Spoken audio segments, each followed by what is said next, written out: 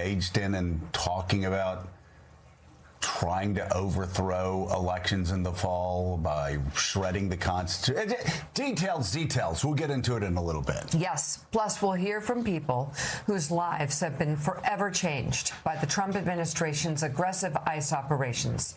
It comes as new analysis shows immigrants have had an overwhelmingly positive impact on the American economy. You know who said that was actually Ronald Reagan. No, it's leftist lib Ronald Reagan. That last statement that he made to the United States public when he was president said it was immigrants that kept us forever young, forever strong, always growing. Also had the latest in the back and forth between the Clintons and the House Oversight Committee Chair James Comer, tied to the panel's Jeffrey Epstein investigation. The Clintons are just coming. They're agreeing to do this. They're just coming to meet Arnold the Pig.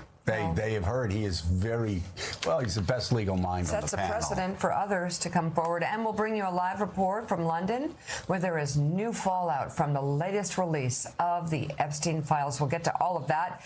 Good morning and welcome to Morning Joe. It's Wednesday, February 4th. And with us, we have the co-host of our 9 a.m. hour, staff writer at The Atlantic, Jonathan Lemire, and the co-host of the Rest is Politics podcast, the BBC's Katty Kay. Good to have you all with us this morning. Willie, we have a lot we're going to be getting to today. I just want to clarify for our friends on Capitol Hill and on both sides of Pennsylvania Avenue, the Constitution, Article 1, Section 4, Clause 1.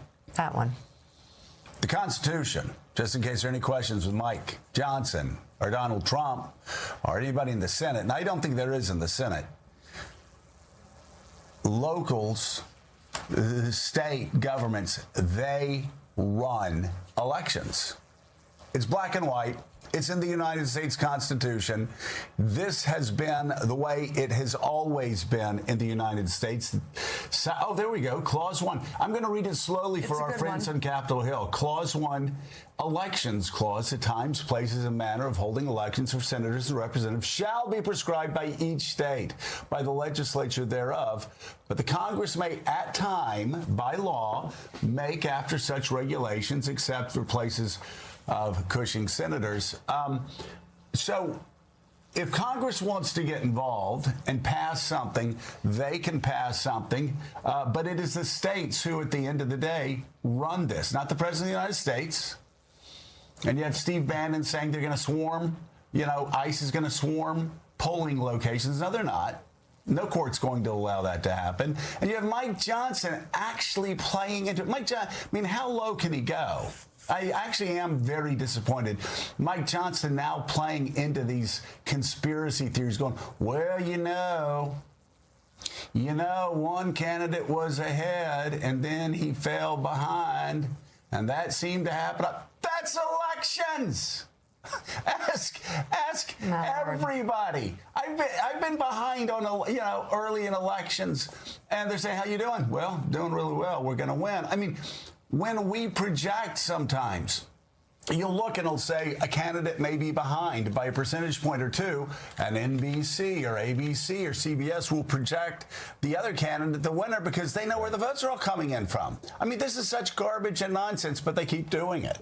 Speaker Johnson is a constitutional lawyer, we should point out. That was his practice. Wow. He deployed that skill around the 2020 election to help overturn it, but that's an entirely different conversation. But the point is, Speaker Johnson, of course, knows better. I think most, maybe not all, because we're familiar with some of the players here in Congress, but most understand what you just explained as we start the morning with civics class about the role of the states, about local municipalities in running elections for a reason. We don't nationalize elections. And you saw there, Donald Trump was very clear in that interview with Dan Bongino and then later yesterday about what he meant. The federal government should run the elections. Caroline Leavitt did her best to try to turn the conversation, say, no, he's talking about the SAVE Act, which is voter ID. That is explicitly not what he was talking about. And he made that clear when he came in on the other side of it. So Mike Johnson and others enabling as ever, know better here. But as you say, feeding what is a dangerous conspiracy. We're going to get to more of this later, but to our other top story this morning, authorities in Arizona are continuing to search this morning for Nancy Guthrie, mother of Today Show co-host Savannah Guthrie. The 84-year-old was last seen at her home near Tucson on Saturday night. Officials believe she was taken against her will in a possible kidnapping or abduction. Local police said yesterday they do not know where Guthrie is, but are pouring through hundreds of leads, adding they are aware of reports circulating about possible ransom notes. Two news outlets say they have received apparent ransom messages, which are being investigated by law enforcement. At a news conference yesterday, the Pima County Sheriff said it is not yet known if Guthrie was targeted, and DNA samples taken from the home have not resulted in anything to indicate a suspect. He repeated pleas for help from the public, saying, please help us bring Nancy Guthrie home. Let's bring in retired FBI Special Agent Rob D'Amico. He was a member of the FBI's hostage rescue team and is an MS Now national security and intelligence analyst. So go ahead. Thanks so much for bringing us up. Listen, I'm curious what your thoughts are. I've read over your notes, and you say something in there that I first said to Mika I was fearful of. Yeah. We know nothing. Obviously, we know nothing about who the possible abductor may be. But I said to Mika early on, boy, this sure does sound like an inside job. It really, in every way, it does. And it seems as we've gotten further and further into this, and we found out that the cameras were disabled and other things happened, that it just may be. Is that usually your first thought when something like this happens? When you see a crime scene like that, when you start analyzing it, that the cameras, multiple cameras were supposedly smashed, what knowledge did it take to do that, to understand? So when you're looking at the crime scene, how haphazard it was, how did they really gain access? Did they use a door that wasn't known about? Did they do something that indicated that they had prior knowledge? Anytime someone tells me, oh, my house was robbed, I always say, when's the last time you had a subcontractor and they're doing work? Or who has access? Is it a healthcare worker? And it might not be that person, but it may be someone tied to them. A lot of these things happen, and turns out it was the person who worked there that had access to the house, and it was a boyfriend that was in financial trouble. They're also going to start looking at, unfortunately, family members who had access to this. And part of it is that there's starting to be a lot of leaks now, and you have to be really careful because the police are going down, as they're trying to figure this out, they're also going down to eliminate who had direct access. So it may be that they're going down a route to just get someone out of it while they're still looking for it, and then police start leaking things that, oh, this is a prime suspect. You have to be really careful because sometimes they're just trying to eliminate things so that they can move on. But there are things that are coming out that her supposedly pacemaker disconnected from her iWatch and her phone at 2 a.m., which really narrows it down. Now they can follow leads on those times. So, Rob, I think one of the frustrations from people on the outside is just this lack of information. Even at the press conference yesterday with the sheriff, there wasn't a lot of new information that we didn't know a couple of days ago, but that doesn't mean there aren't things happening behind the scenes. Can you speak to that from an FBI point of view about what they may know that they don't want to share for perhaps strategic reasons?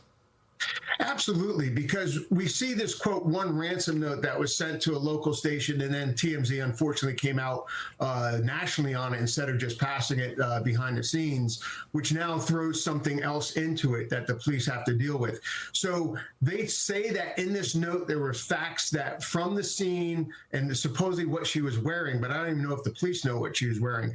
Little things like that, the police want to hold back so that when something does come in like a note, they can verify it, because if they start talking about something that's never been released that was in fact true, it gives them a clarification that this note or this person may have information, may have been there. We've had things where someone's come forward about a kidnapping overseas and we weren't sure about it, and they said a small tattoo in this exact place, and we knew right away that that that person had actually seen that person. So little things like that that they don't want to release. It doesn't add anything. I know everyone wants information, but it allows the police to really start sorting through this. Once this went viral, now you have all kind of, I call them sickos that want to come in with these notes and they want to help, and the police have to sort that out. So they don't want to give details away. They don't want the suspects to know what they know, but they also want to be able to verify certain things. Proof of life things are going to come into play. If they in fact have her, should be able to answer questions that only she would know, or some type of picture.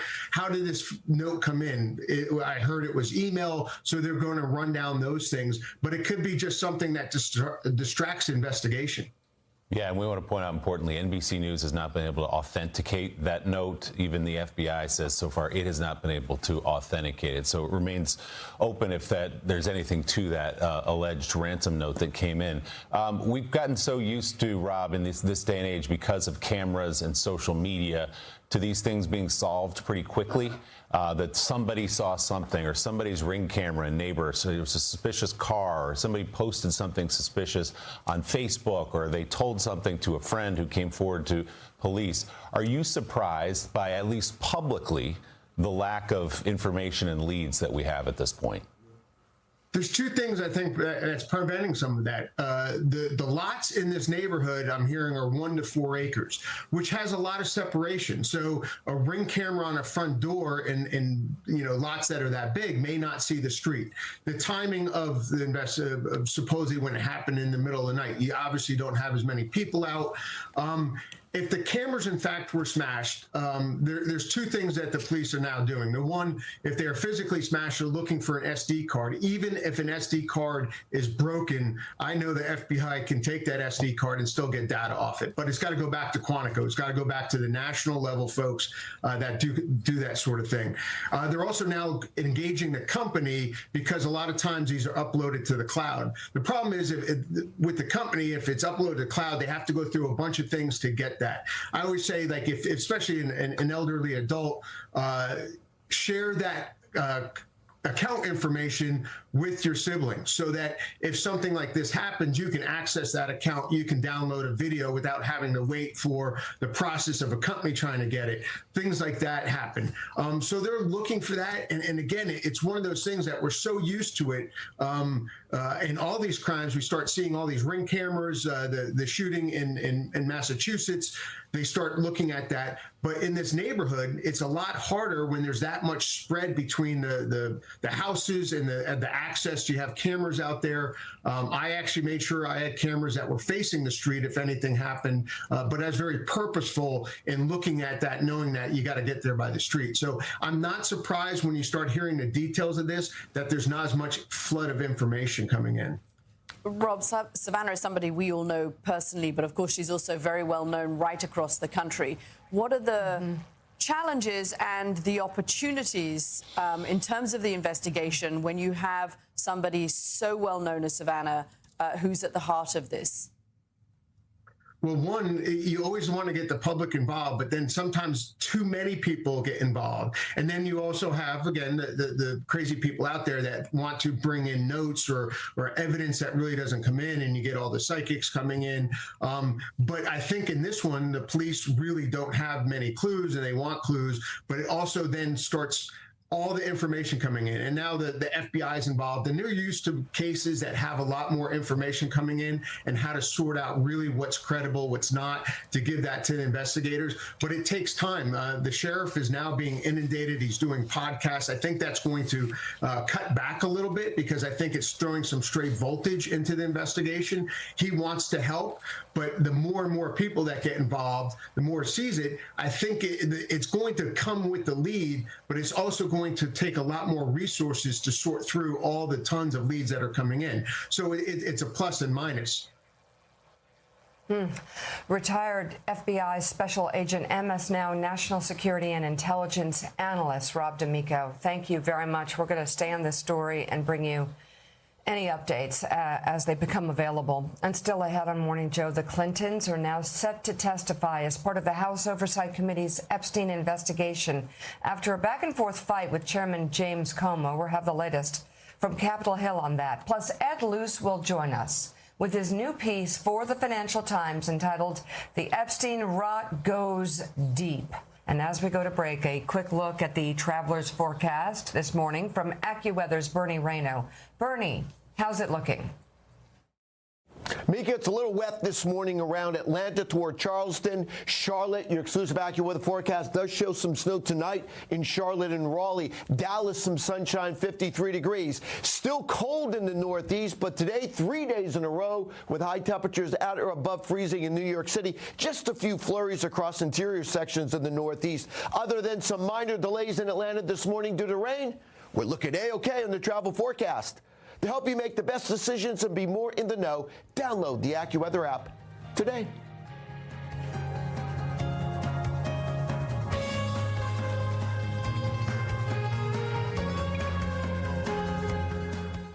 Total Beats, America's best-selling Beats brand, is available at Walmart. Total Beats blood pressure support soft chews contain a key ingredient clinically shown to deliver 2 times better blood pressure support. Take control of your health. Head to Walmart and get Total Beats blood pressure support soft chews today. Whether you're a professional driver or just a fan, vehicle breakdowns are costly. It started tugging. The last thing I remember is just the engine cut out. I knew pretty quickly that I had a pretty severe issue on my hands. If your check engine light comes on tomorrow, the repair could easily cost thousands. Imagine me paying out of pocket $4,000 or $5,000. I was not ready to spend a few $1,000s. It was like almost a $6,000 job. But with Endurance, you could never pay out of pocket for a costly repair again. Plus, your rate stays the same no matter how many claims you file. I've had 5 claims for over $12,000. I've had 6 claims worth over $4,000. I've had 3 claims and saved over $3,700.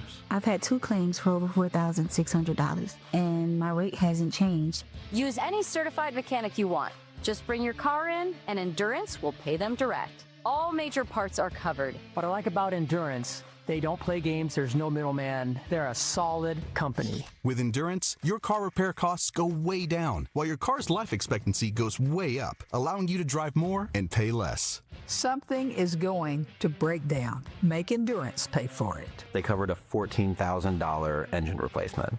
So, who's going to pay for your next car repair? You or Endurance? Whether you put 10,000 or 100,000 miles a year on your car, if it's less than 20 years old, Endurance has you covered with unlimited miles. Plus, your plan covers 24/7 roadside assistance anywhere in the country. Call right now to get $300 off any plan, plus a full year of our top-tier elite benefits, a $2,000 value free. And all Endurance plans come with a 30-day money-back guarantee. But you have to act now. Call 1-833-608-4248 for a free quote. That's 1-833-608-4248. They're friends and neighbors, sons, fathers. They're Little League coaches and veterans. They're people who love this country. These are Immigration and Customs Enforcement officers. They are removing violent criminals from our streets and neighborhoods. It's dangerous and difficult work. But ICE has one mission: to make America a safer place to live, and that's what they're doing.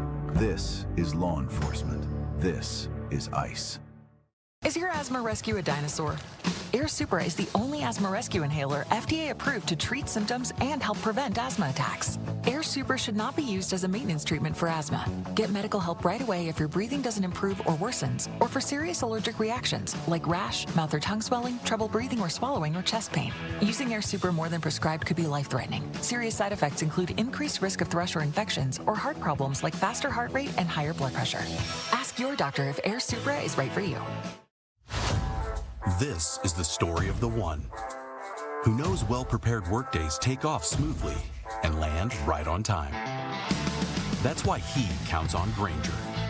With next-day delivery and professional-grade products, Grainger helps ensure he, his crew, and thousands of passengers fly through the day like clockwork. Call, click Grainger.com, or just stop by.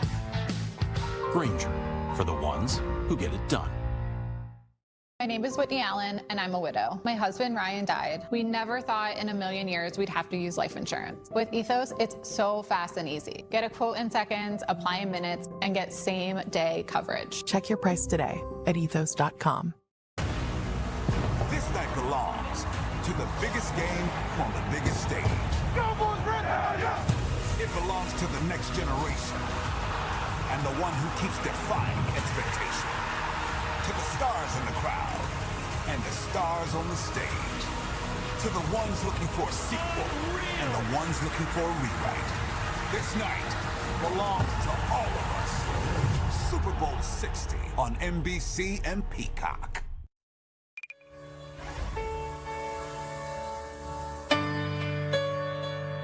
House Republicans yesterday canceled a planned vote to hold the Clintons in criminal contempt of Congress after the former first couple agreed to be deposed later this month as part of the Oversight Committee's investigation into Jeffrey Epstein. Former President Clinton, former Secretary of State Clinton sought to negotiate the terms of their cooperation with the probe, arguing the congressional subpoenas were invalid, accusing Republicans of targeting them.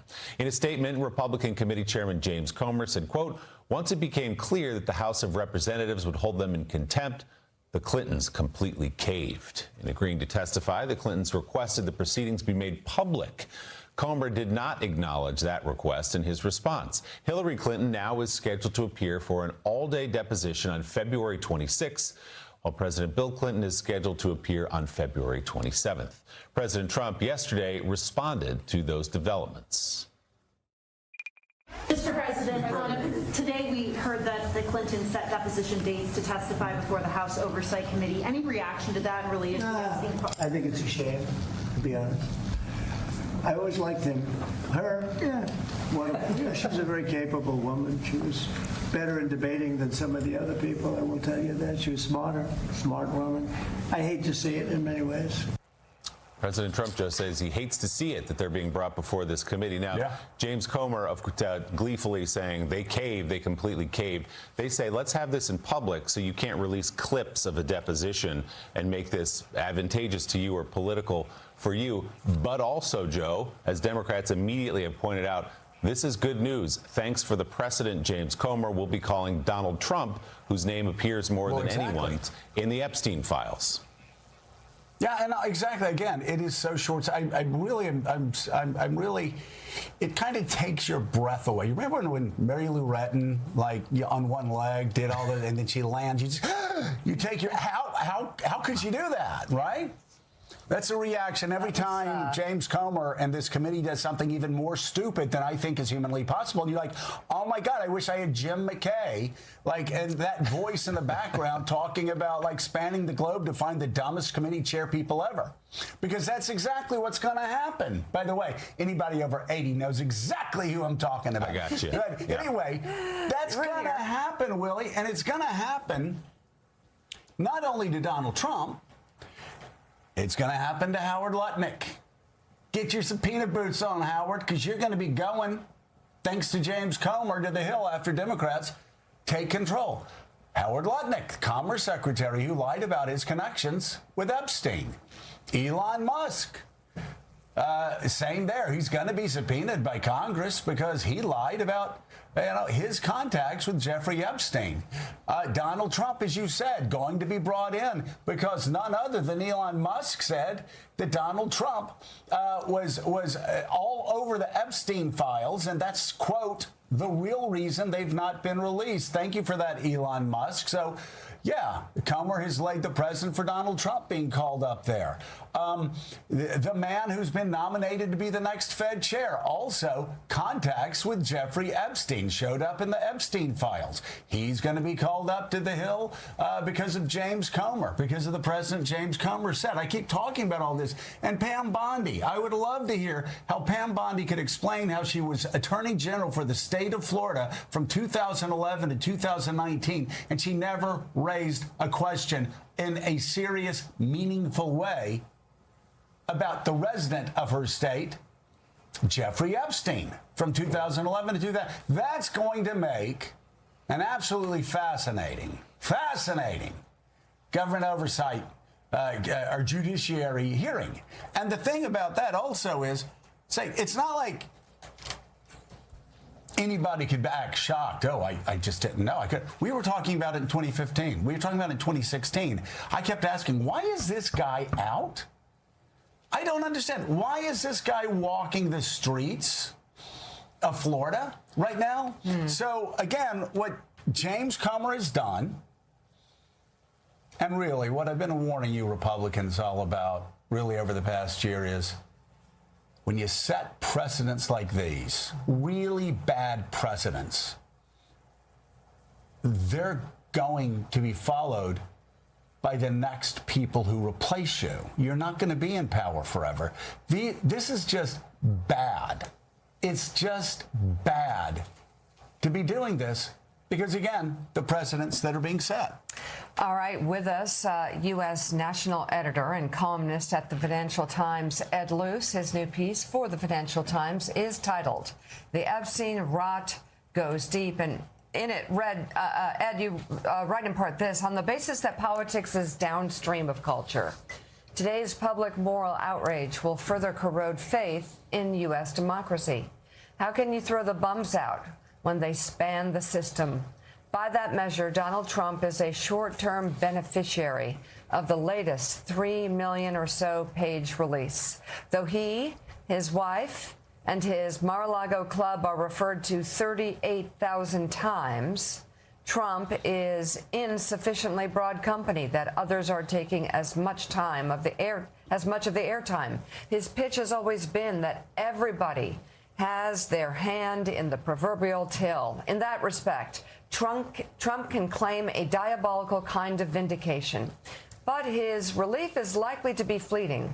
The pressure on Trump's Department of Justice to release the rest of the files will be sustained, and that's the issue. There is more. Well, there's still more. There's more. There's going to be pressure. There's so many things that were redacted that should have never been redacted, and then other things that were not redacted. And then, of course, they did. It seems like they were protecting the rich and powerful by redacting the rich and powerful and the famous, while they didn't redact basic information about these young women who were victims.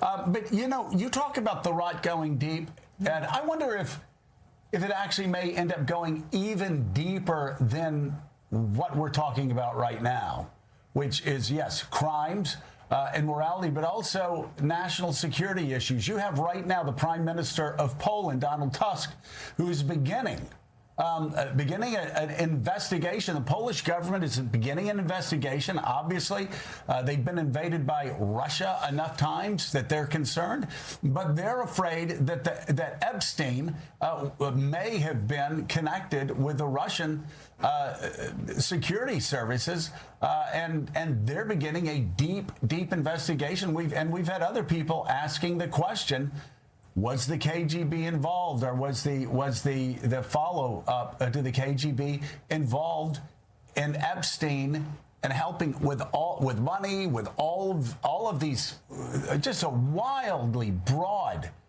connection of people that he knew? Now the Polish government is asking those questions. Yeah, the web that Epstein spun, the extraordinary web, has a large number of Russian points on it, and that seems to grow with each data dump, with each file release. This goes back to Robert Maxwell, the father of Ghislaine Maxwell, a British media tycoon who was an intelligence source for the Soviets during the Cold War. This goes back that far, and you see in the communications that Epstein has with people like the late Vitaly Churkin, who was Russian at the United Nations. Deep coordination. It's not necessarily proven. This is evidence, not proof, that he was meeting his handler. But he met Churkin for lunch, along with Peter Thiel, the day that the Clinton emails were dumped. This is an extraordinary sort of coordination that was going on, and conversations and knowledge that imply at least prima facie evidence, if not proof yet, that Epstein was very intimately involved with the KGB. Wait a second, Ed. Wait. I need to underline this. Are you saying Jeffrey Epstein and Peter Thiel met with Russia's ambassador to the United Nations on the day of the document dump of the Clinton emails? Actually, it was the day when the tape, the grabbing her by the I'm not sure what I'm allowed to say on breakfast time. Yeah. But it was the day that occurred. And then Peter Thiel, a few days later, was the only person who donated money to Trump after those tapes were released. So, and the knowingness about the Guccifer 2.0, Prigozhin's various operations that were hacking the email server, the knowledge that Epstein betrays about that is pretty strong evidence that he was involved. It's not proof, as I say, because it's sort of fragmented, but the extraordinary numbers of points of contact. Coming up, a major shakeup at Disney to a major pullback in manufacturing. CNBC's Andrew Ross Sorkin joined on Morning Joe.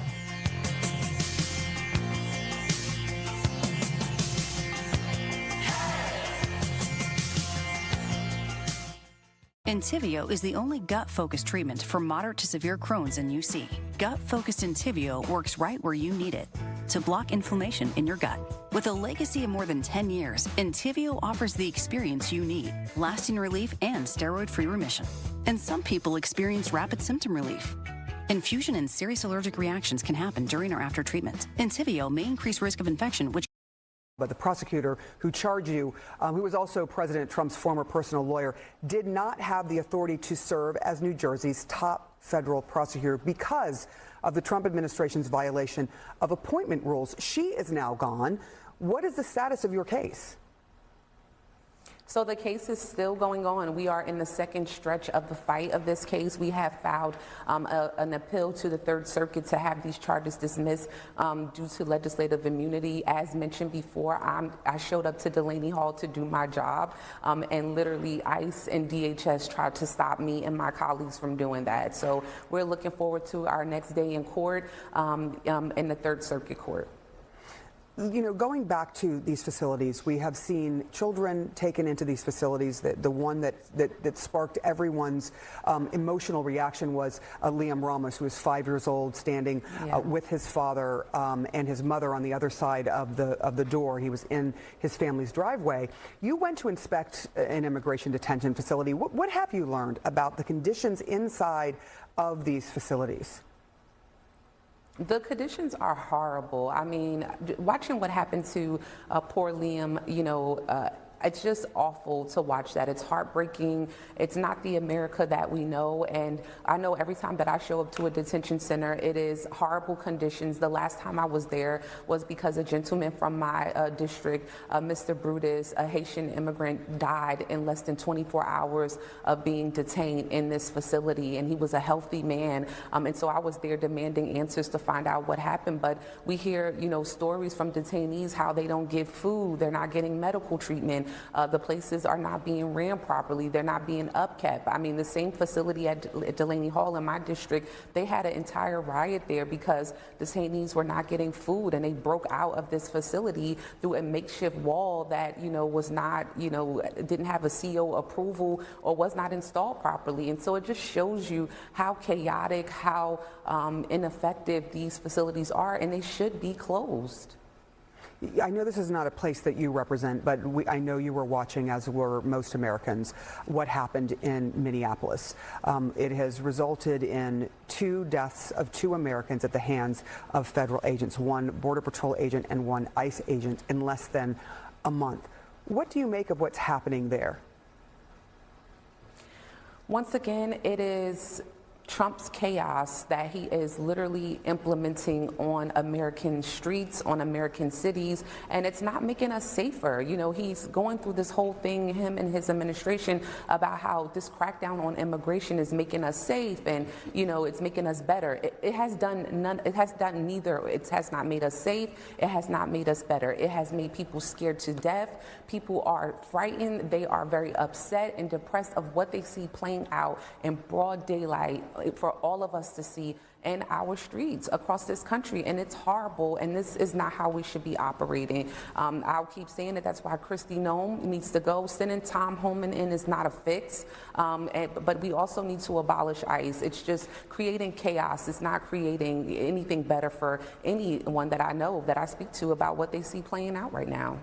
Your sentiments have been echoed also by the mayor of Minneapolis, Congresswoman LaMonica McIver. Thank you so much for taking the time to join us this morning. Kate?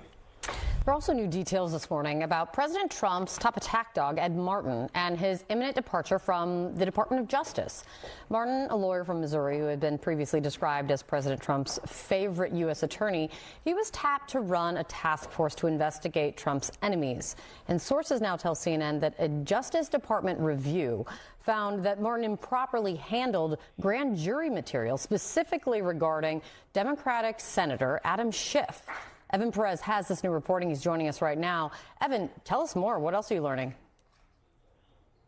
Yeah, Eagle Ed is what he calls himself, but he's been a bit of a chaotic figure inside the administration for the better part of a year, Kate. And what we know is this, that sometime last year, Ed Martin decided to forward material that was part of an investigation into Adam Schiff. You'll remember, of course, that Schiff and Letitia James are targets of these mortgage fraud investigations that the administration has been pursuing. And what we know is that that material was absolutely not supposed to be forwarded to someone who is not authorized to see it. And when the department asked Ed Martin about this, he denied that he had done this, but then they found that he indeed had, his emails showed that he had forwarded the information to people who were not authorized. So what we know now is that this gave the Deputy Attorney General Todd Blanche the reason, essentially, to try to kneecap Ed Martin, something that the department, people inside the department have been looking to do,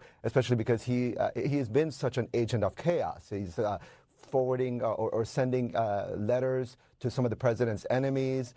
They've had to curtail some of his powers, and now he is working as the United States Pardon Attorney. That is his remaining title right now. We have a couple of statements, including from Todd Blanche, who is denying something that we're not reporting. He says there was no misconduct investigations into Ed Martin. Ed is doing a great job as pardon attorney. And also a person close to Ed Martin told us that President Trump ordered Ed Martin to fight weaponization wherever it's found. And as a member of the Deputy Attorney General's staff, Ed has handled hundreds of cases and matters directed to the Deputy Attorney General. So those are the official statements that we have at this point. But Ed should be making his way out to the Justice Department in the coming weeks. Kate? Denying something we're not reporting. It's like, welcome to Wednesday, everyone. It's good to see you, Evan. Thank you so much for your reporting, as always. Sarah? All right, when the Seahawks and the Patriots take the field this weekend in the Super Bowl, I don't care. But they will be playing on grass. Not artificial turf. I'm so bitter about the Rams. She's unbelievable. Forgive me. And I'm sure the Bears fans are bitter too. But what's the difference? And does it really matter? Artificial, grass? We asked you to send us your questions about artificial turf versus real grass. Dr. Sanjay Gupta is back to answer those questions. All right. Jokes aside, we've got Sarah from Colorado who asks, my daughter has seen a shift from playing soccer on mostly grass fields to almost all turf fields. How do rates of minor injury compare on these two surfaces? Great question, because people forget the kids are out there playing on this stuff too. Yeah, no, this was one of the most common types of questions that we got, because there's a lot more turf out there. There's tens of thousands of turf fields now. Here's the bottom line. If you look at games specifically on turf versus grass, and we're talking about youth soccer here, you really don't see a significant difference in terms of injury rates, which was important to know, because there's a lot of data out here over decades now. Where it got a little bit interesting, though, is when you looked at everyday practices and looked at injury rates from everyday practices. And what you found there, interestingly, was that there were higher rates of injuries on grass versus turf, which I think has surprised a lot of people who are conducting these studies. But the reason seems to be, Sarah, is the maintenance of the surface. So with grass, harder to maintain. You may have divots, you may have pooling of water. So with youth soccer, that's the thing you really have to pay attention to more than anything else. Whether it's turf or grass, what is the overall quality of the surface? That is a really interesting point. Let's go to Mike's, because this is a question I have. He asks, are these type of injuries consistent across both grass and turf fields? So the headline answer is there's really not a significant difference in injury rates, but there's some caveats here. First of all, I just want to point out again, we're talking about data going back to 1972. So if you looked at some of the turf versus grass data in the early days, you saw significant differences. But as turf has improved over the last couple of decades, or certainly over the last several years, those injury rates seem to be more in line with one another, turf versus grass. You do tend to see more lower extremity injuries on turf, so talking about ankle injuries, lower leg injuries, things like that, versus what you see on grass. But when you look at injuries overall, so torso, upper limbs, things like that, even concussions, it's about the same, whether it's turf or grass. All right, Anna from Missouri says, my understanding is that artificial fields in all sports are dressed with ground tire rubber. Yeah. You see some kinds of particles flying up during games. Aren't rubber tires classified as carcinogens? Yeah, so this again was one of the more common questions we got. This is a new surface, a new type of surface for a lot of people. You know, there's a guy named Nick Pappas who is the league field director. He's the guy that picks surfaces for the 30 stadiums around the country. I was with him and I asked him about this specifically. Listen to his answer.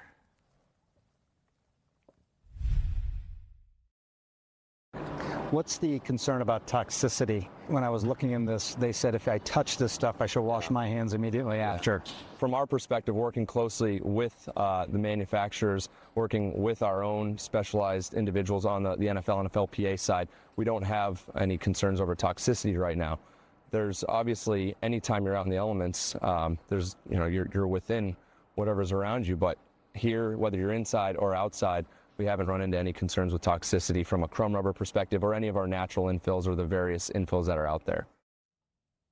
I would say this is a valid concern. You got crumb rubber, which is the stuff that you see flying up in games. That's made from recycled tires. Recycled tires do have certain chemicals in them that could be considered carcinogens. But I think the point Nick is making is that now that we've looked at decades worth of data, do we see concerns from that toxicity on players who are really playing on those types of surfaces? And at a population level, we have not seen that. So concerns valid, but it hasn't translated to real concerns in the population. Okay, so Dr. Sanjay Gupta, I have one last rhetorical question to ask that you don't have to answer, and that is there anything you cannot do? You go from sports to surgery of the brain. I mean, we just feel very small here, and you are so big and so wonderful. Thank you for answering the questions. I love it all. Love it all. Thank you. Thank you so much. All right, ahead. A suspected biolab bust in a Vegas home. Vials of hepatitis. Lipoflavonoid. It's Empire's 50-50-50 sale. Up to 50% off select styles of carpet and flooring.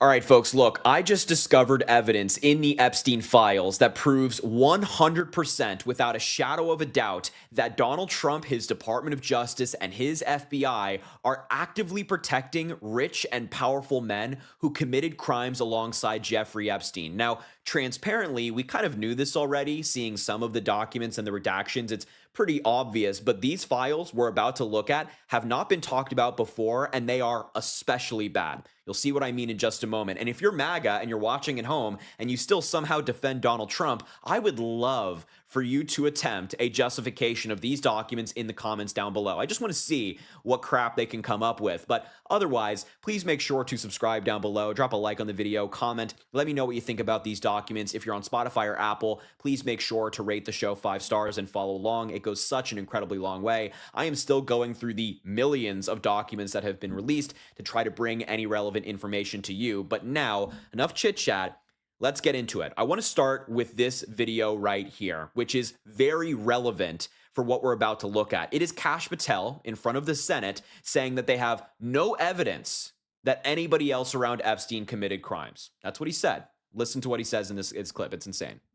You've seen most of the files.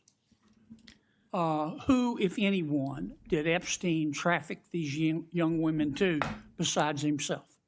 Himself. There is no credible information. None. If there were, I would bring the case yesterday that he trafficked to other individuals. And the information we have, again, is limited. So the answer is no one?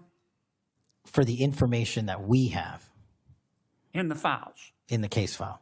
Okay.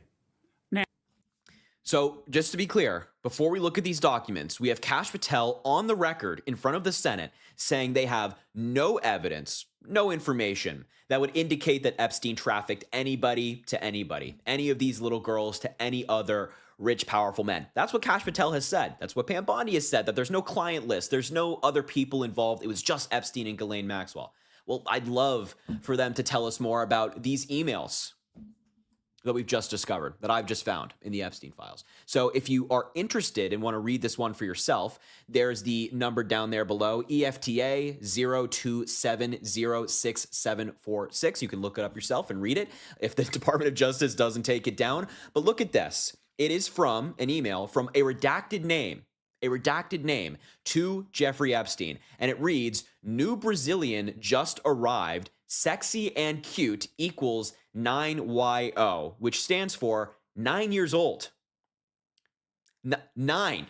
And this is a document that's in the Epstein files. And the Department of Justice, the FBI, has redacted the name of the person that the document is from. Why? Why are they redacting this name up here? Why are they protecting this person? This person is saying to Epstein that a, quote, new Brazilian arrived, which I can only imagine how they were able to obtain this human being, it's seemingly that they're referencing, and that they're 9 years old. Well, I'm genuinely, before this video, before this episode, I was sitting here trying to find some reason why the Department of Justice would redact this. There's something out there, and I can't come up with anything. There's no reason why the DOJ should be redacting this name. We, the American people, should know who said this. And it's insane that Kash Patel said that there's no evidence that anybody else was involved when we have emails of somebody saying a 9-year-old just arrived and that they like them, they're attracted to them. What is wrong with these people? And all this other information is redacted as well. For some reason, it was also in French, I believe this is. And that information was redacted as well. All of it. And this, what is this? What is this down here below best regards? What is that? It's all redacted. Why are they protecting this person? And it doesn't end there. It actually gets much, much worse. This is a document as well. The case number or the document number is EFTA 00705860. If you'd like to look it up yourself, again, these are coming directly from the Epstein files. Maybe they took them down by the time you're seeing this. But here's another one. A redacted name from somebody who we don't know to Jeffrey Epstein. This was sent back in March of 2014. And it reads, "Thank you for a fun night. Your littlest girl was a little naughty." I mean, what? And Kash Patel, Donald Trump, Pam Bondi, Todd Blanche, all of these people have the nerve to get up there and say, actually, we just don't have any evidence to suggest that other people were involved. We just don't know. We have no idea. We have no evidence to suggest it. How about this? How about the evidence that we're looking at right now? Your littlest girl was a little naughty. From a redacted name. Why are they redacting that person's name? The only explanation for this person's name to be redacted, this person's name to be redacted, is they are protecting them. That has to be. It's insane that we have this evidence of somebody we don't know saying it to Jeffrey Epstein, saying it out loud. They're not even trying to hide it. They're not speaking in cryptic language. It's nothing like that. They're just saying, yep, your littlest girl was a little naughty. Disgusting. Disgusting. Here's another one. A redacted name to Jeffrey Epstein. Happy New Year. Yes, I'm here. Just got my visa. I'll go to the 2B agency tomorrow, a modeling agency if you want. I walk around. There are little girls. They have good bodies, but the faces are weird and they are not so tall. Somebody openly saying, and we know that Epstein would use these modeling agencies. He worked with people in modeling agencies who participated in similar activities that he did, similar crimes. We knew he would use these agencies, and somebody is telling him, yeah, I'll go to the agency and find the little girls for you. Why is that person's name redacted? Again, I'm asking the same question. Why is this person being protected? Why? And in other news, the DOJ has just been completely incompetent, irresponsible with their redactions. For example, this is one that Midas Touch found the other day. Wow, I wonder who's in this redacted photo. It's text messages between Steve Bannon and, again, a redacted name. Why their name is redacted, we have no idea. And look, they redacted Donald Trump's face. It's obviously Trump. If you go to the article here, that the link, it's Donald Trump. That's Trump in the photo, as if you needed me to tell that. It's obviously Donald Trump. They redacted his face. These redactions are insane. If they're protecting powerful people, for some reason they're redacting Donald Trump's face in this. They actually removed the black square once this was called out on social media. But what is going on here? It's so obvious to me. It's protections. And we actually talked about this on the show the other day. This is a journal written by a 16-year-old girl who is being abused by Epstein and other powerful people. Again, just completely contradicting what Kash Patel said. She mentions a number of powerful men in this journal, but she also wrote it in code. So you'd have to read it down and then diagonal. So you go D-O and then E-S, then T-I, or excuse me, then TH, then ISLA. You get the idea. And what's interesting about the journal is that Ivana Trump, Donald Trump's former wife, is mentioned in the journal. There's a cutout of it that the 16-year-old girl inserted, and the cryptic message next to it says, "Doesn't this lady know you can't have any dignity if you've been with him? I know I have none, only Skittles." That's a cryptic message next to a cutout of Donald Trump's ex-wife. And then on this page as well, there's a redaction up here, a 5-letter redaction. Could it be TRUMP? That's 5 letters. We don't know. We have no idea. No idea. But it says blank should not brag because that was yucky. Written by a 16-year-old girl, but the name is redacted. Why is it redacted? They are, I'm saying, I feel like a broken record, but they are so obviously protecting these powerful men. And there's other mentions to Mar-a-Lago in the journal as well, down here, actually, or excuse me, more references to Donald Trump and the people around him. There's a reference to Mar-a-Lago. It says, like Mar-a-Lago, and where I'd see Mr. Joe and Miss Anne. And this is on a page where it's talking about women's bodies being sold and children being sold and things like that. And so there's a number of references to Trump, the people around him, his properties and whatnot in this journal. But why is that redacted?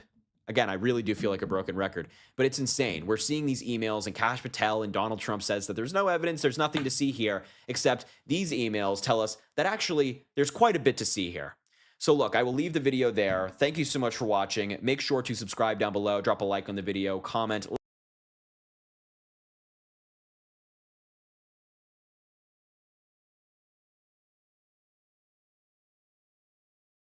Furious world leaders are calling out Donald Trump both expressly and impliedly for what has been uncovered in the Epstein files. As Prime Minister Tusk of Poland has said yesterday, it seems increasingly clear that the entire pedophilia ring of Jeffrey Epstein was connected to Moscow intelligence, that this all goes directly to Putin. You have the Prime Minister of Poland saying that, and Prime Minister Tusk says that he is launching an investigation in Poland to determine the ties with which Russian intelligence was responsible for Epstein's child sex trafficking ring in Poland, in Europe, in the United States. We did a whole video here on the Midas Touch Network about the thousands of references to Putin in the Epstein files, and how Epstein was talking about meetings with Putin, with the highest level government officials coordinating moves, talking about pitching Bitcoin to Putin, saying how Putin wanted to meet with him on certain occasions, describing in detail and implying grave potential influence with American politics as well. I want to share with you what Prime Minister Tusk said yesterday as he announced this official investigation by Poland into Putin's involvement in Epstein's sex trafficking ring. And again, go back and watch the full video where I break down all of these specific communications that Epstein had with world leaders about Putin and its connection to the first Trump administration and its connection to the Trump regime right now. You also have world leaders calling out Donald Trump for his ultimate betrayal, as it also relates to Putin. Remember what, 48 hours ago, Donald Trump said he spoke with Putin, which would be right after those Epstein files dropped. And Donald Trump said that Putin promised him that he was not going to be attacking Ukraine because of the cold weather. And Trump said to Zelensky, "You're good. Tell the people of Ukraine everyone's good right now. Putin said there won't be attacks because of the cold weather in Ukraine." And then shortly thereafter, Putin launched one of his biggest attacks on Ukraine in Kyiv, Kharkiv, and the surrounding areas, killing people, and people were lured out by Donald Trump's statements. I want to talk about that. You also have Greenland's foreign minister speaking in Norway, giving a powerful speech against the Trump regime. I want to share that as well.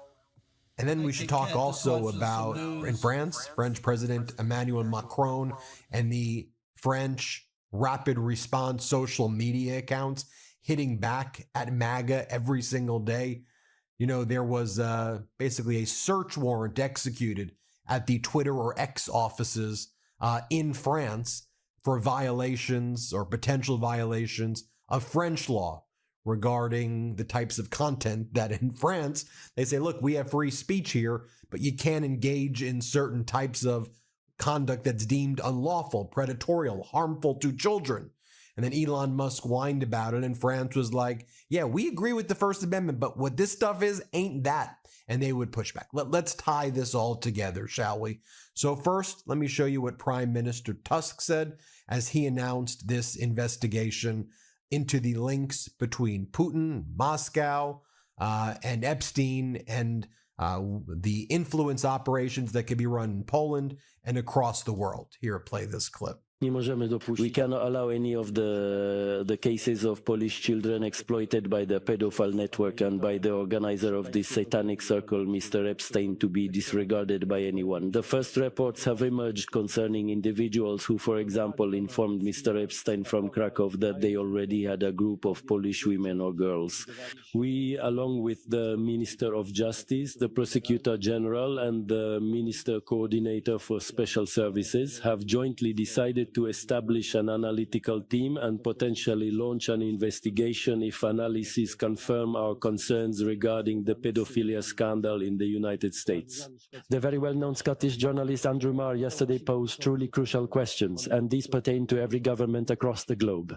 These are questions regarding what we intend to do about this, given that suspicions concerning Epstein's connections and that entire pedophile network with Russian special services are escalating daily. This issue must also be thoroughly investigated by us, considering the national security of the Polish state.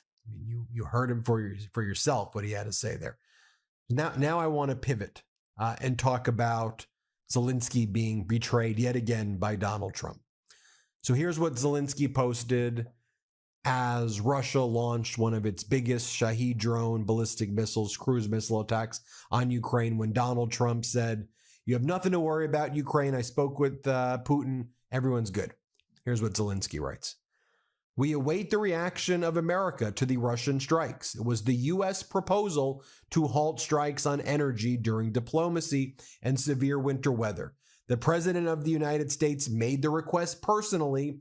Russia responded with a record number of ballistic missiles. This speaks volumes about Russia's promises. If their word doesn't hold even now, what can be expected next? They're incorrigible in Moscow, trying to take advantage of the cold because they cannot subdue Ukraine through assaults. Russia's bet on war must receive a response. And the U.S. Congress has long been working on a new sanctions bill, and it is important that there be progress on it. European partners to count the votes. If they can't count the votes legally and honestly, then somebody else should take over. The Constitution says it should be states that administer elections, Mr. President. Yeah, That's what the Constitution you know what? says. They can administer the election, but they have to do it honestly. Also, former President Bill Clinton and former Secretary of State Hillary Clinton have agreed to testify in a House investigation into Jeffrey Epstein. What's more, the Clintons are requesting that those proceedings be made public. And those impacted by the Trump administration's immigration enforcement tactics testified at a Capitol Hill forum yesterday.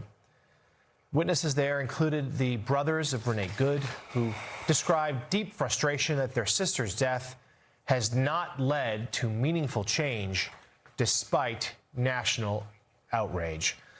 So as you can see, we have a lot to get to this hour. Walter Isaacson, I'll begin with you on the idea of nationalizing the elections, because there's a lot of headlines there, but some would argue that's the most dangerous. We know it's enshrined in the Constitution. The election should be conducted by the states. We also know that President Trump has repeatedly undermined the credibility of elections, most notably when he tried to overturn the results after November 2020. So tell us what dangers you see if he continues this rhetoric.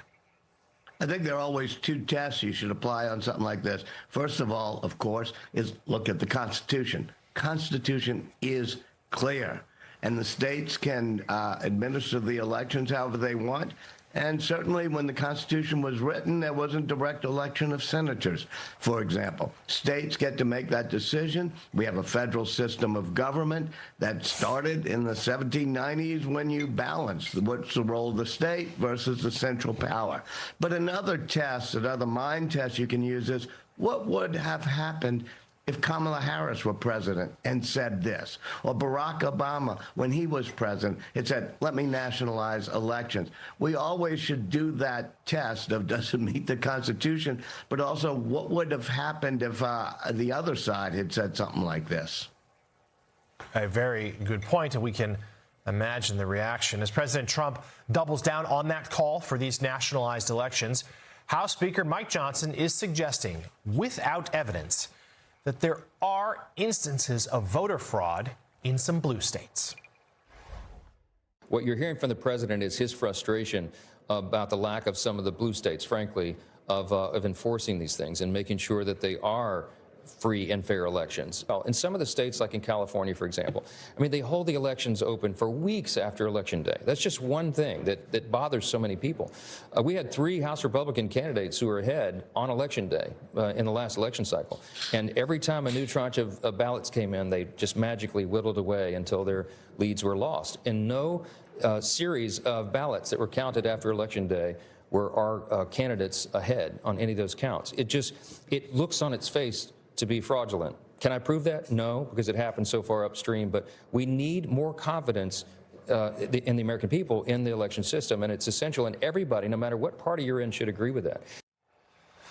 Speaker Johnson, the way it works is that there are votes that are counted on Election Day, but then there are other votes that are voted early or absentee or the like. Those do get counted too, and that's why margins change. Sam Stein, I mean, so disingenuous there.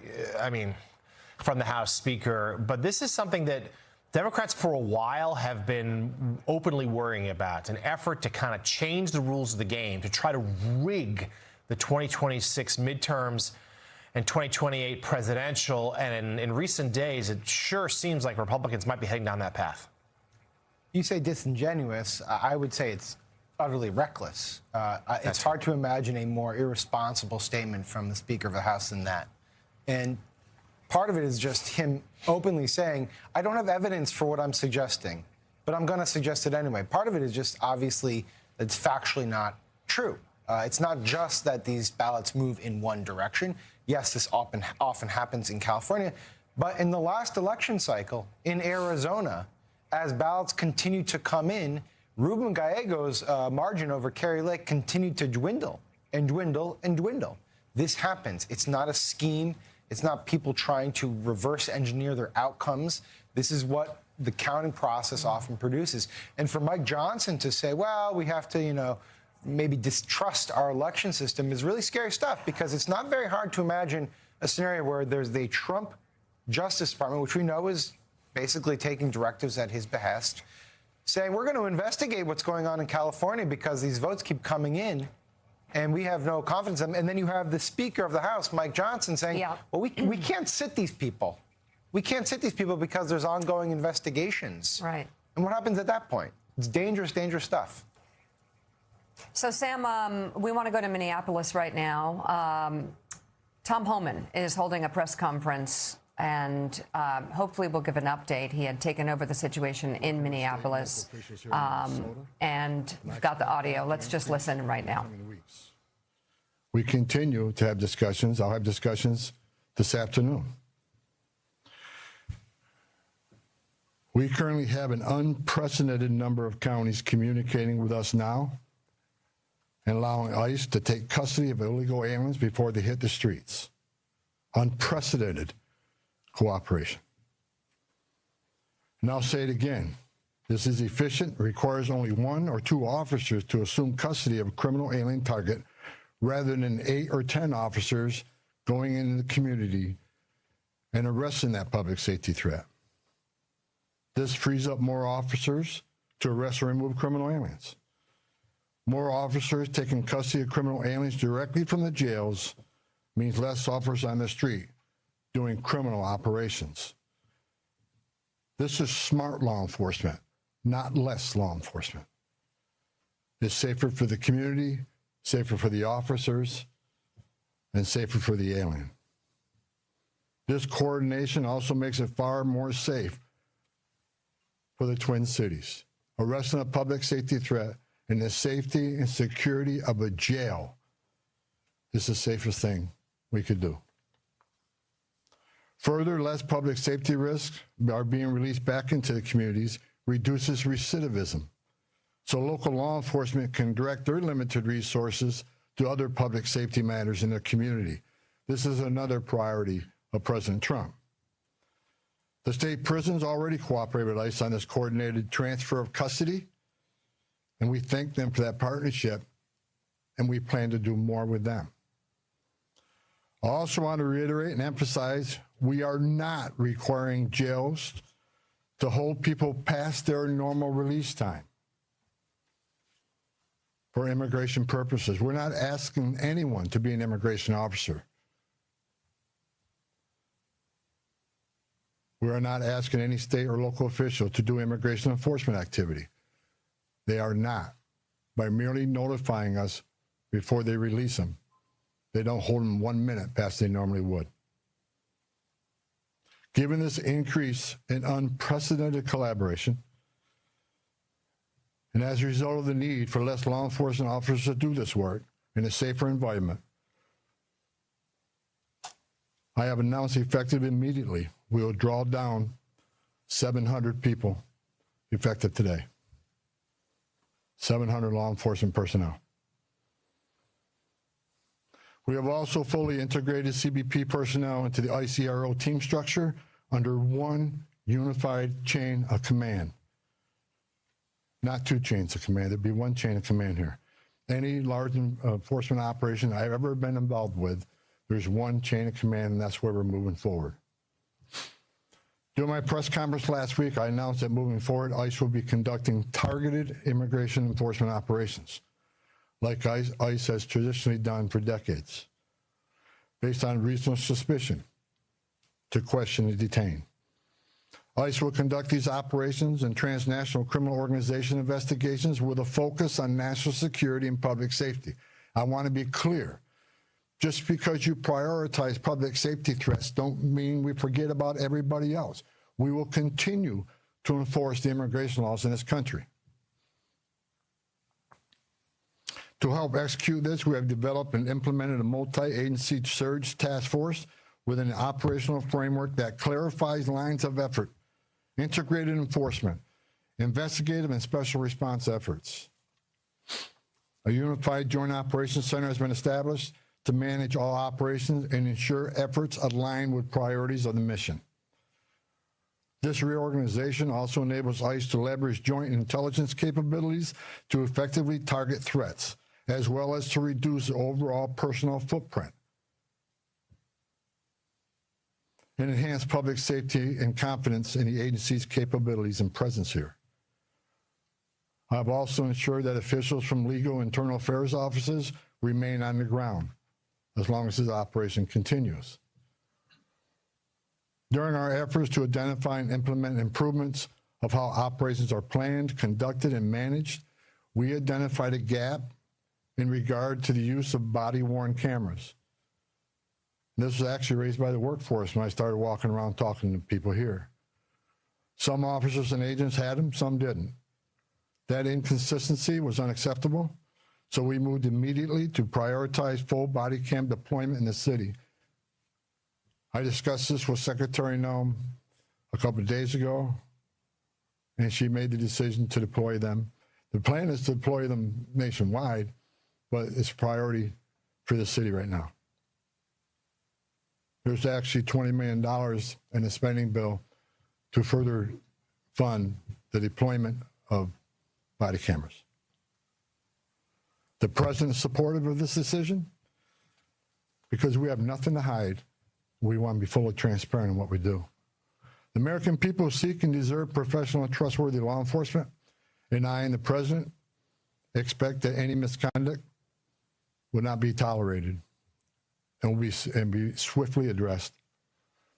The integration, structuring, and resources we have implemented would help ensure accountability and that targeted enforcement operations have a focus on national security threats and public safety threats, and they are conducted effectively, safely, and appropriately. Again, this is smarter enforcement, not less enforcement. For those who are not a national security threat or public safety risk, you are not exempt from immigration enforcement actions. If you're in the country illegally, you are not off the table.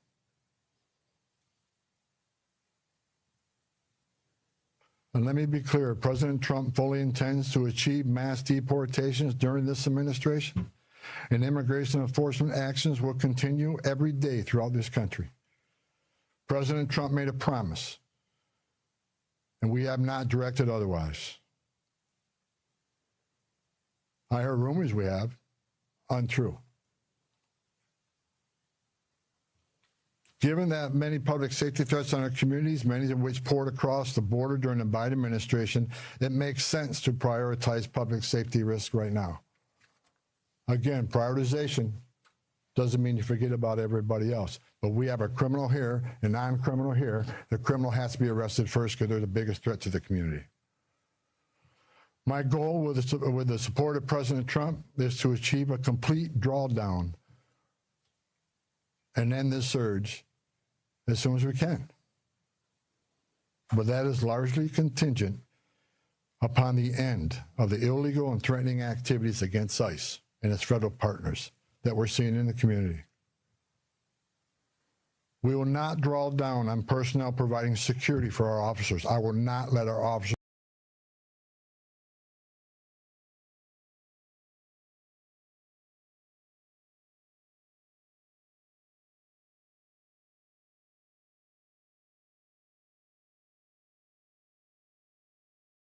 Make it a habit, 7 minutes of Tai Chi every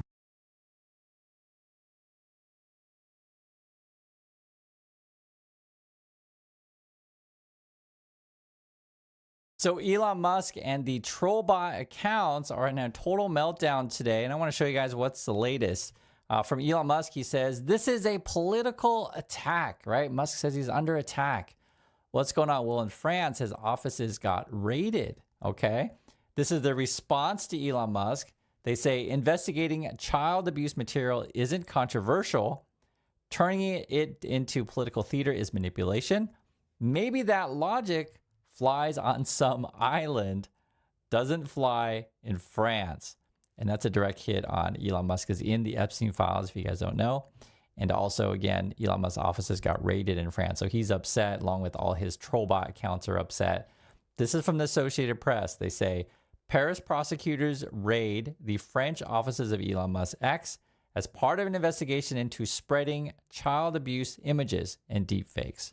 And so for Elon Musk, he's like, wow, I want to make money by having all these child images out there. I want all the child images. I want all those non-consensual images out there, right? And there's a bunch of things going on with this. I made a video on it. You can go through the whole thing if we go through all the stuff that France is talking about right now. We're just going over the responses because I'll just say this. France came out swinging for sure. This is also one of Elon Musk's bot accounts, Elon Miles. He says Europe is at war with Elon Musk. And the reason is pretty simple. He promotes free speech and free speech threatens them. Okay, and that's why I have to show you what the Associated Press reporting, right? We're looking for child material and stuff like that. France then also says, because you got multiple people involved with this stuff, Pavel Durov, he is the founder, CEO of Telegram. He says the French police is currently raiding X offices. So again, that's the Elon Musk company, formerly known as Twitter, in Paris. France is the only country in the world that is criminally persecuting all social networks that give people some degree of freedom, if you want to call it that. Don't be mistaken. This is not a free country. Wow, that's coming from Pavel. France replies, in France, the judiciary is independent. Police act on court orders not political whims. And again, France is coming out swinging. And explain that Spain is walking the talk. We're fighting back, and we will continue to do so.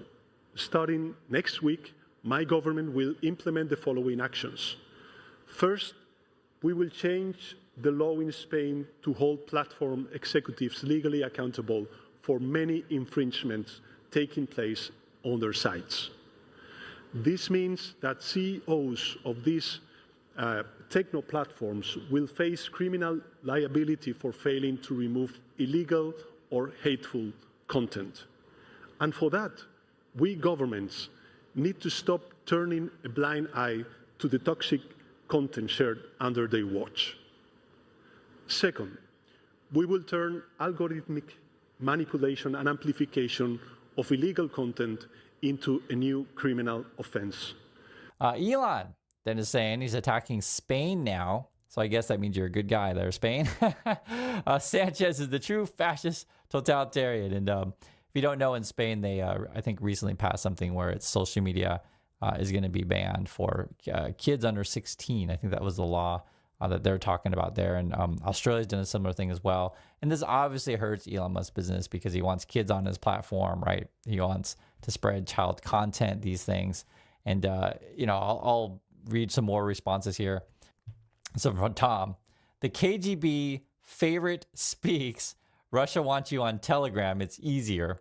They've banned Meta and X in Moscow. Now they're pretending we're all the same.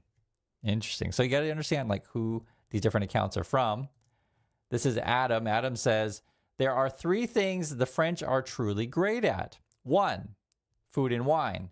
2, protests. 3, giving 0 Fs how rich you are when you are in their court system.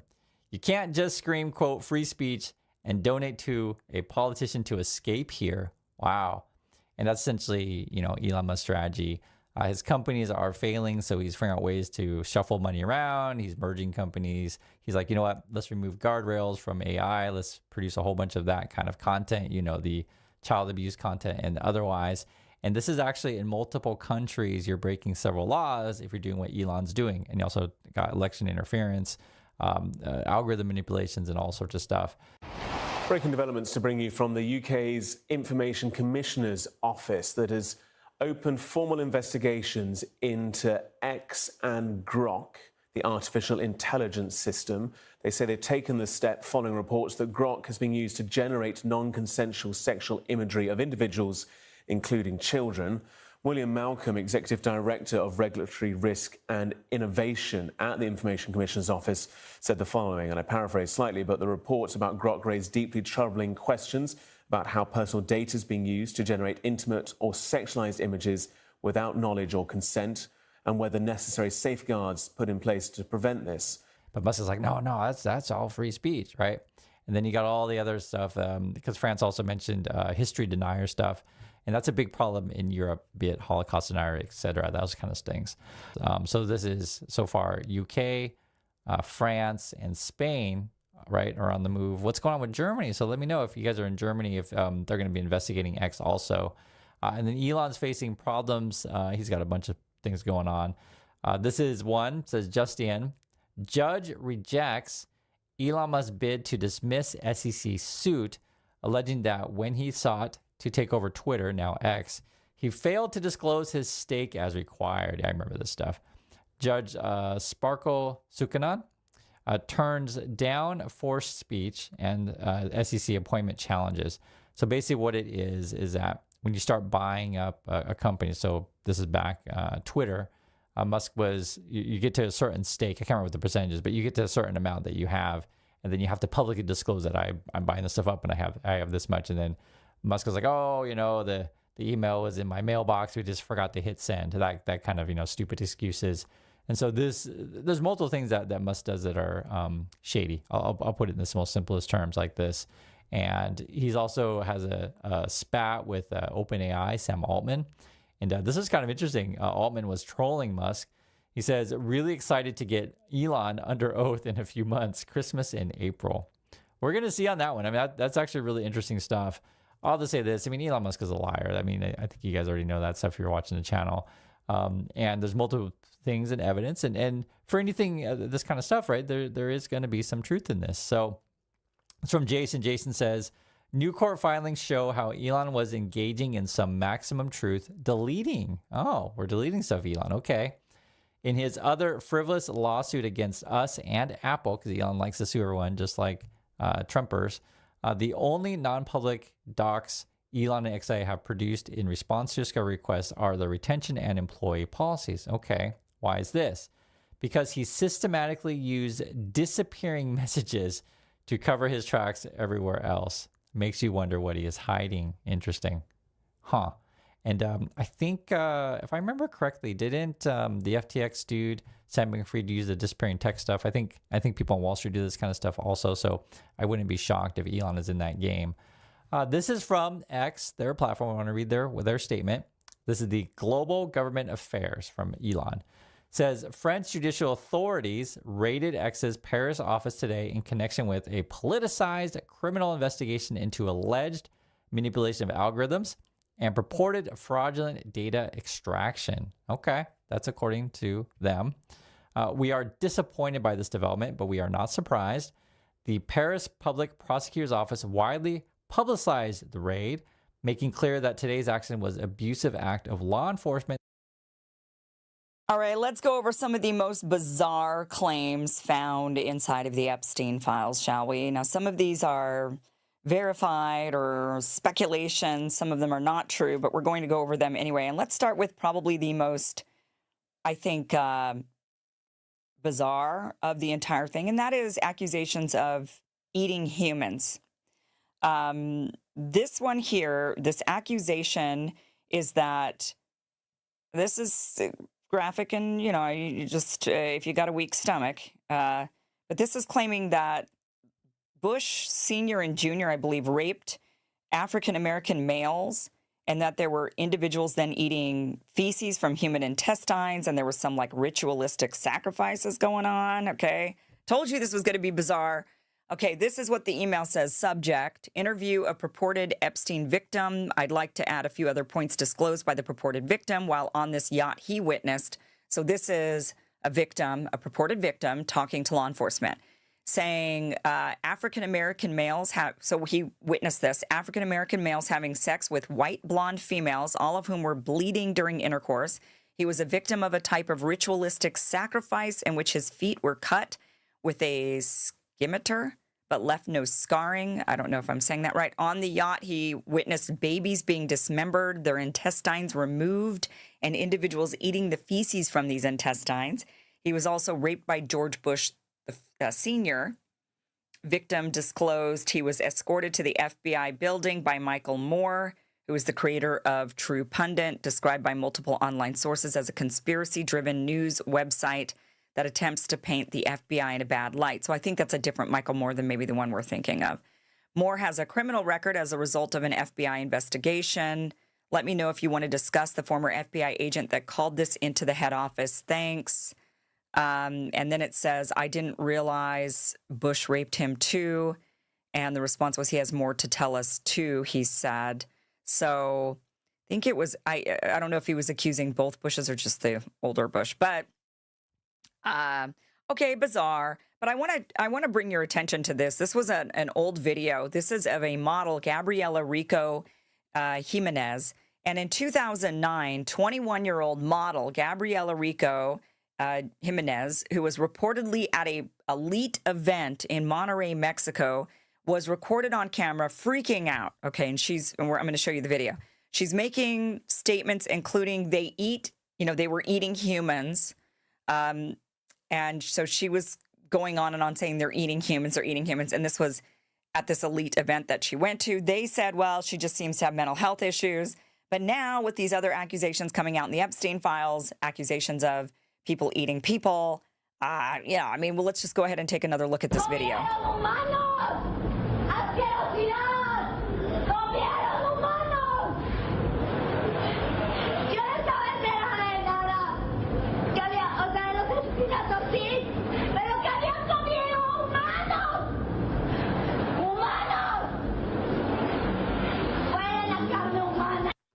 Okay.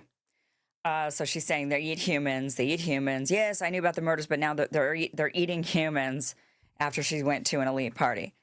It gets weirder. Nicki Minaj then tweets this out, and she says, "Your favorite artist has been practicing rituals in a satanic cult where they take babies from other countries and mutilate and kill them as a form of blood sacrifice to their god.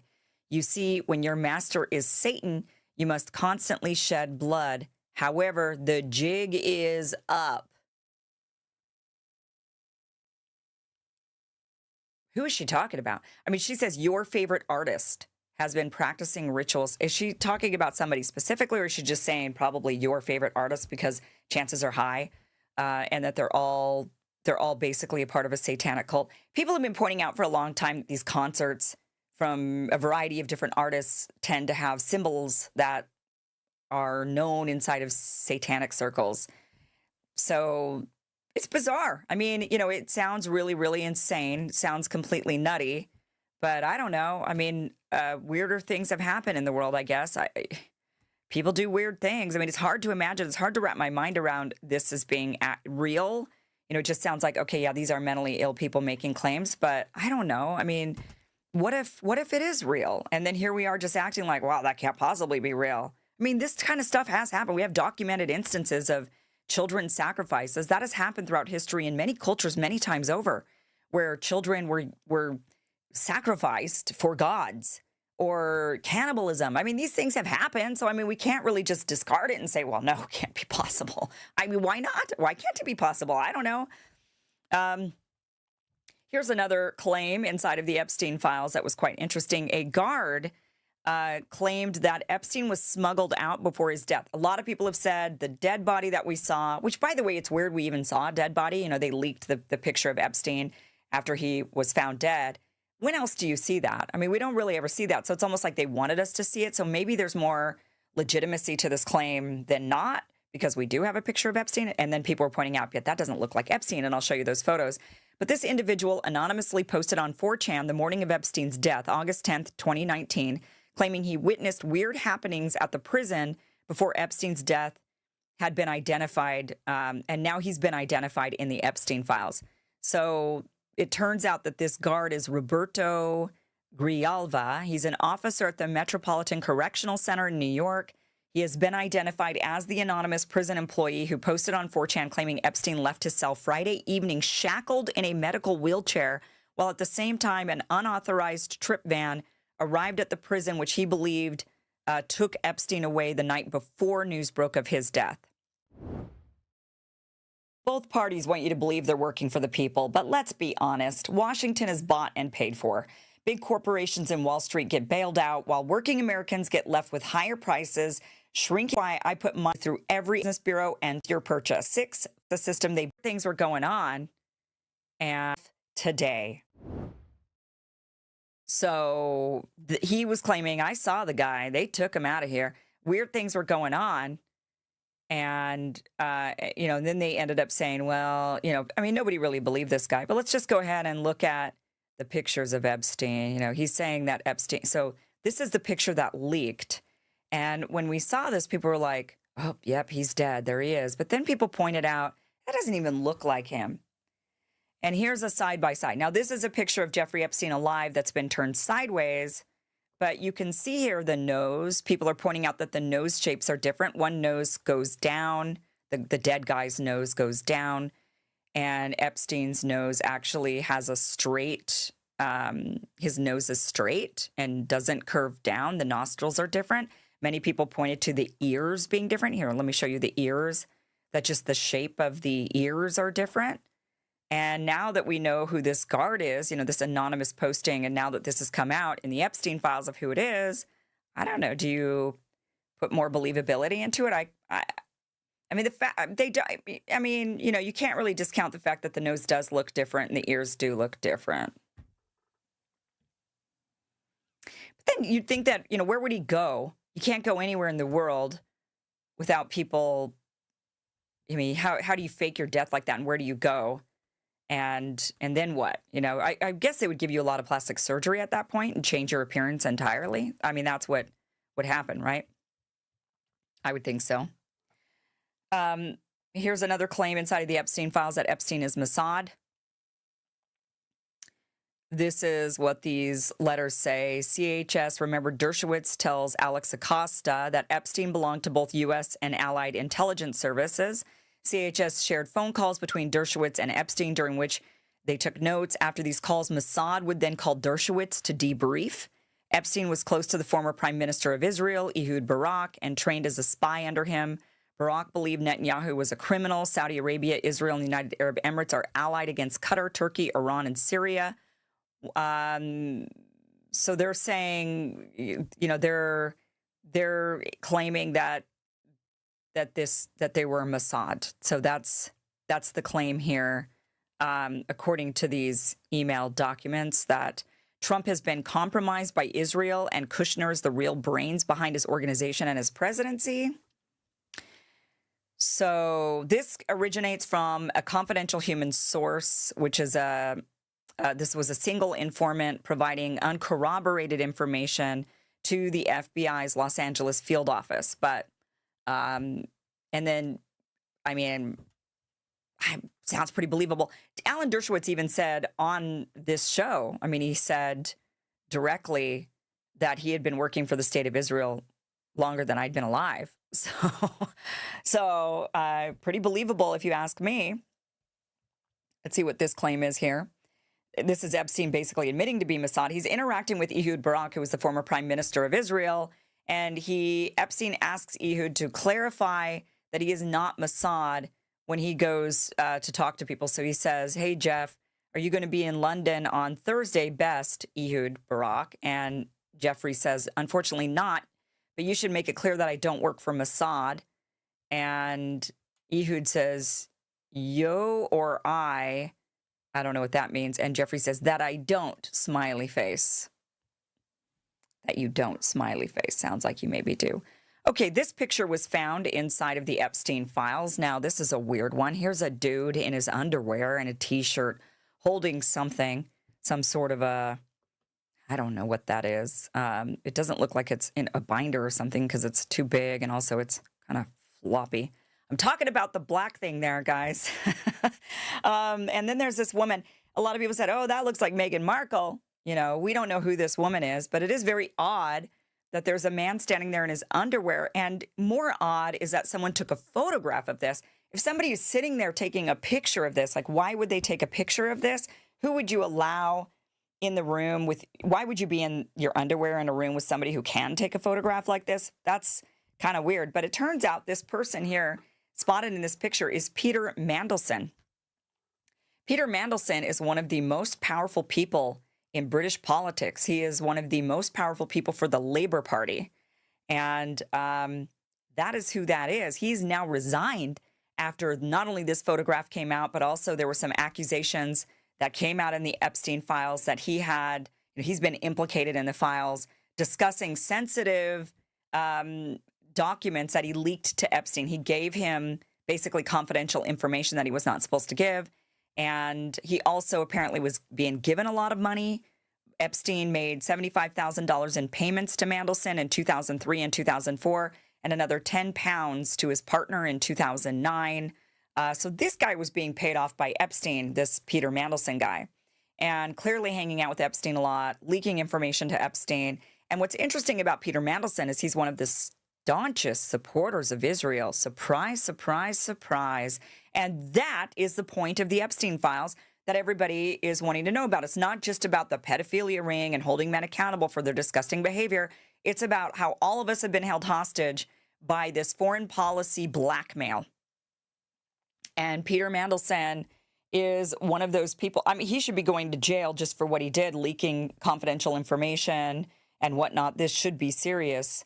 But a lot more people need to be going to jail. But this is, I think, a classic showcasing of what many of us are afraid of when it comes to the Epstein files.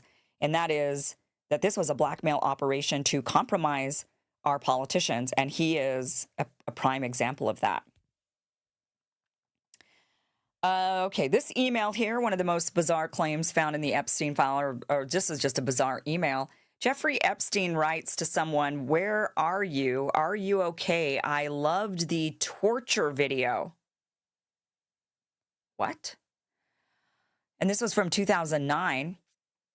And this person writes, I'm in China. I will be in the U.S. second week of May, sent from a BlackBerry wireless device. Now, there are some speculations online on who this might be. Some were thinking, it was an Israeli official. Some were saying maybe it's Lindsey Graham. Some said maybe Netanyahu, but Netanyahu was in Israel meeting with the Chinese in Israel in Jerusalem, not being in China at that time. Lindsey Graham was there at that time, I think. I think when we did the research on that, some people are saying John Podesta, and that there were claims of John Podesta. There was conspiracy theories, they always say, conspiracy theories that had circulated around about a torture video and John Podesta. So those are the claims. Yeah, I'm just telling you the claims. But this email is real. So what is this torture video? What I hate about this is that they redact these names. Like, why redact this from Jeffrey Epstein to someone? This email's real. So tell us who it is. It's a real email with a real person. You don't need to protect their privacy. This email's real. So show us who was delivering a torture video, you morons in the FBI. Give us this information. This is what we want. Redacting this. Oh, I love the torture video. Like as if no. Everybody wants to know who the hell sent Jeffrey Epstein a torture video. Don't you think we should know this? Instead, they redact it. This is what's pissing us all off. All these redactions, and then they don't redact the victims. They only redact the perpetrators, the people who send torture videos. That's who they redact. Unbelievable. This was another one. People looked at this and they thought that this was a bank account that was owned by Jeffrey Epstein. And on it, it says that the name of the bank account is Baal, B-A-A-L, which is it's a Canaanite deity, like the devil. Basically, it's a devil deity. And so they're saying, oh, Jeffrey Epstein even named his bank account after the devil. But it looks like it might have just been a typo. And it should have been bank name, but instead they wrote B-A-A-L name, and then next to it says Wachovia Bank. So it's possible that that's just a typo, but just wanted to show you some of the explosive claims that were found that Jeffrey Epstein named a bank account after the devil. And maybe he did. Maybe that's not really a typo, but it's like, we've got to insert the devil's name in order to make more money, or, some sort of weird devil thing, some sort of satanic thing that I don't know about because I'm not a devil worshiper. Here's another claims that have been circulating online. Really convenient, but people are trying to say, Putin's name was found in these files like 1,000 times. And actually Epstein, this whole blackmail ring was for the KGB and for Russia. That's who he was really working for, is now what people are saying. This was Putin's puppet, that he was Putin's financial advisor, according to some of the documents, that he was talking to Putin, meeting with Putin, having very casual meetings with Putin. I mean, it's possible. Look, I think that if this guy was running a blackmail operation, my guess is if he wasn't loyal to the state of Israel, he was selling his blackmail to whoever would buy it. And a lot of countries would buy it. So yeah, it's possible that he was also operating as a KGB asset. Many of us haven't really thought about that. I mean, we all figured Israel, probably CIA and MI6, right? But sure, why not the KGB too? Why not? If you could make a lot of money, which Epstein was clearly making a lot of money, then maybe that's exactly another really weird thing in the Epstein files.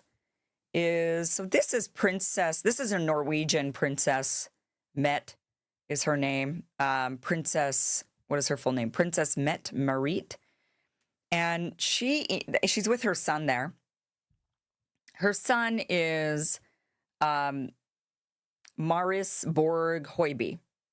And in the Epstein files, what's really bizarre is that Princess Mette had asked Jeffrey Epstein for parenting advice. But the parenting advice she asked for was, she asked, is it inappropriate for a mother to suggest 2 naked women carrying a surfboard for my 15-year-old son's wallpaper? Yeah, it's inappropriate because that's just like bad mothering, but also, weird. And then it's even more weird that you would ask Jeffrey Epstein if he thinks it's inappropriate. Jeffrey Epstein wrote back with like, mothers should stay out of that, leave it up to him. what's really weird about this son, I mean, this is how bad about, I mean, I'm just going to say it. She's a bad freaking mom. I mean, I'm sorry, but if you're going to put wallpaper on your kid, 15-year-old kid's wall of two naked women carrying a surfboard, and you're hanging out with Jeffrey Epstein all the time, yeah, your kid's probably going to end up screwed up. And guess what? Her kid, Maris Borg Hoiby, now faces 38 criminal charges, including 4 counts of rape. He's on trial, starts Tuesday, tomorrow. It is the biggest scandal in Norway's 120-year royal history.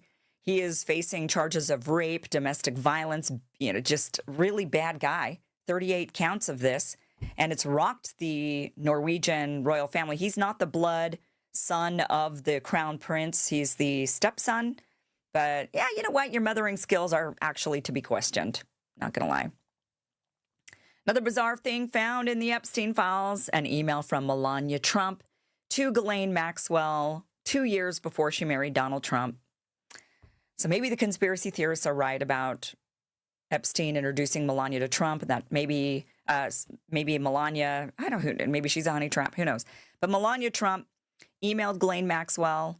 She says, "Dear G, how are you? Nice story about J.E. in New York Mag. You look great in the picture. I know you're very busy flying all over the world. How is Palm Beach? I cannot wait to go down. Give me a call when you're back in New York. Have a great time. Love, Melania." So much to be discovered in these Epstein files. So much weirdness. So much just corruption, dysfunction. All these terrible things that we thought would be in the Epstein files are in the Epstein files. But the worst part about it is no one will go to jail. No one will be held accountable. Nothing will happen to any of these people. And we will just have to accept that we live in a society where the rich and powerful can literally get away with murder and rape and kidnapping and all of these terrible things that are being accused. And worst of all, selling our country's soul and blackmail and selling our country's secrets and killing people in the battlefield for their pleasure and their gain. The world hasn't changed much from the days of the corrupt monarchs, has it? They just rebrand themselves in a different way, but it's all the same, unfortunately. Thanks for watching this clip from the full Kim Iversen Show, which you can catch Monday through Friday, 2 p.m. Pacific, 5 p.m. Eastern, for free at KimIversonShow.com. See you there.